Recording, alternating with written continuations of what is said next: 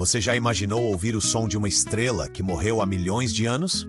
Em 2020, cientistas transformaram ondas de rádio de uma estrela de nêutrons em sons que podemos ouvir. O resultado é um som profundo, como se o universo estivesse respirando. Essas estrelas, mesmo mortas, ainda vibram, e suas vibrações viajam por milhões de anos-luz até chegar até nós. Isso significa que estamos ouvindo ecos do passado cósmico. Surpreendentemente, algumas estrelas emitem sons repetidos, como mensagens do universo. Mas por que isso acontece? Ninguém sabe ao certo. Será que o universo está tentando nos comunicar? Essas descobertas mostram que o espaço ainda guarda muitos segredos e nos desafiam a entender o que realmente é o silêncio do cosmos.